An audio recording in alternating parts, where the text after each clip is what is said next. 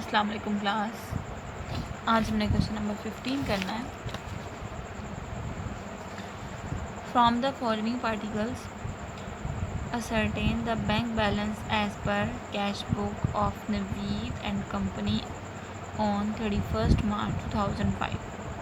यानी कि उन्होंने balance as per cash book जो है वो हमें दे दिया हुआ है। सबसे पहले बैलेंस एज पर पासबुक, यानी कि उन्होंने कहा है कि कुछ ऐसी चीज़ें हैं जो कि हमने यानी कि मालूम करना है बैंक बैलेंस कैश बुक का। ठीक हो गया। अब बैलेंस एज पर पासबुक का उन्होंने बैलेंस दे दिया हुआ है हमें 31 मार्च 2005 वाज 80,000। अब 80,000 बैलेंस हमें दे दिया हुआ है। हम सबसे पहले उसको लिख लेते हैं, फिर आगे क्वेश्चन देखते हैं। Balance as per passbook credit balance. Normal आपको पता है कि पासबुक का बैलेंस क्रेडिट होता है, इसलिए हमने यहाँ पे क्रेडिट लिख दिया। अब उन्होंने कितना दिया हुआ है 80,000, वो हम लिख लेंगे यहाँ पे। अब यहाँ पे ऐड की हेडिंग बना देते हैं, लेस की होगी उसके अंदर भी लेस की हेडिंग बना लेंगे। Cheque paid into the bank 26 March 2005 but not collected prior to 31 March 2005। यानी कि 26 मार्च का चेक कलेक्ट हुआ था, लेकिन वो अभी तक जो है वो 31 मार्च में वो कलेक्ट नहीं हुआ। इसका मतलब ये अनकलेक्टिव चेक हैं, यानी कि अनक्रेडिटेड चेक। और आपको पता है अनक्रेडिट चेक क्या होते हैं, क्रेडिट होते हैं। अब हमारे पास क्रेडिट बैलेंस है, ठीक हो गया। तो आपको पता है कि क्रेडिट बैलेंस होगा तो क्रेडिट वाले जमा हो जाएंगे। इसका मतलब अनकलेक्टेड चेक को हम यहाँ पे लिख लेंगे।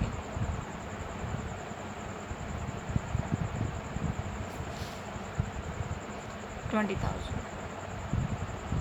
ठीक हो गया। उसके बाद है interest on deposit 2,000 was credited in passbook but not recorded in cash book. Passbook में हमने क्रेडिट कर दिया, लेकिन कैश बुक में हमने इसको डेबिट नहीं किया। पासबुक में क्रेडिट हो तो कैश बुक में चीज़ डेबिट होगी।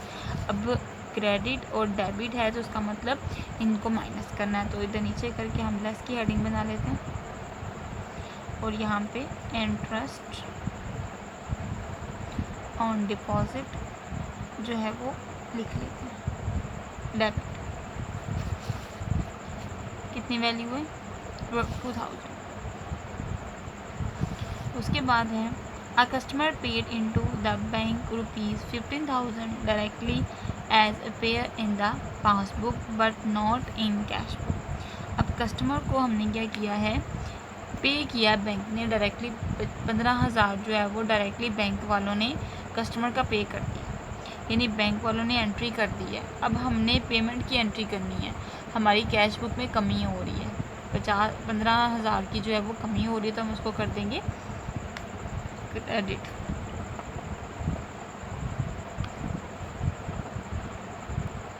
तो बेसिकली देखा जाए तो हमारे पास जो 15,000 है वो बैंक वालों ने उसकी एंट्री कर दी है, लेकिन हमने जो है वो उसकी एंट्री नहीं की। इसका मतलब ये हमारे पास अनप्रेजेंटेड चेक्स बनेंगे। अनप्रेजेंटेड चेक हमारे पास डेबिट होते हैं,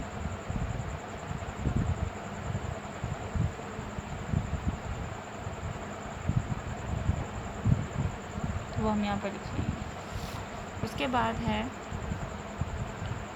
dividend of money ₹8,000 on share held by the Naveed was received directly by the bank 29 but intimation was sent on 2nd, यानी कि 2 अप्रैल को जो है वो भेजा गया।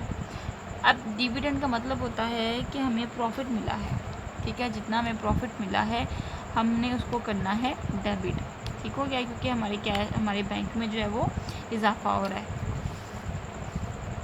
तो डेबिट साइड पे यानी कि ऊपर क्रेडिट बैलेंस है तो डेबिट जो है वो लेस हो जाएगा। डिविडेंड मनी डेबिट वो लिख लेंगे। ये 15,000 था और ये था 8,000। इधर लाइन इधर लाइन।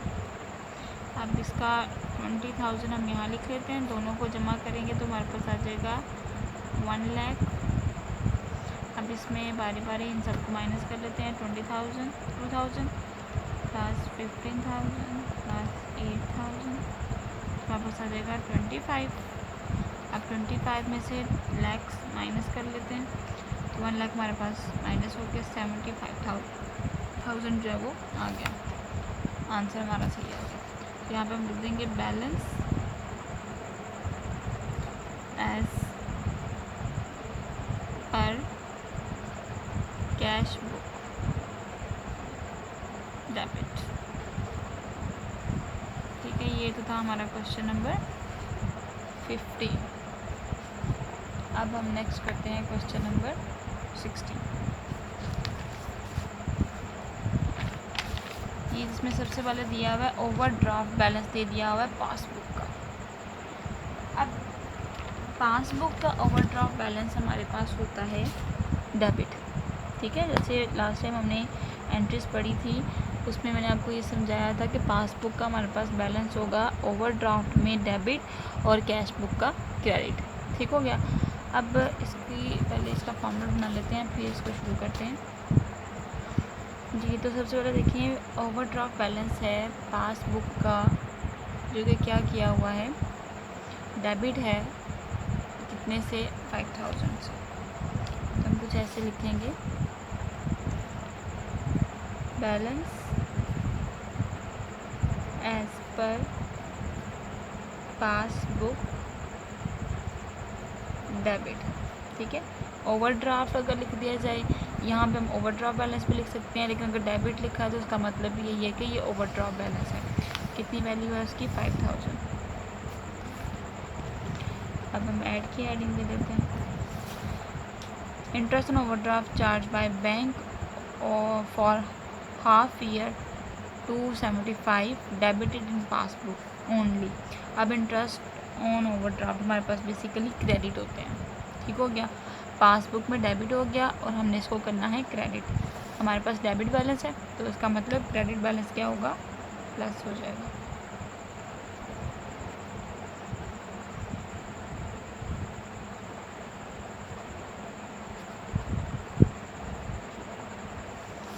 इसी तरह से 2 checks 7,500 and 500,000 paid in on 30th December 2005 was not credited by bank।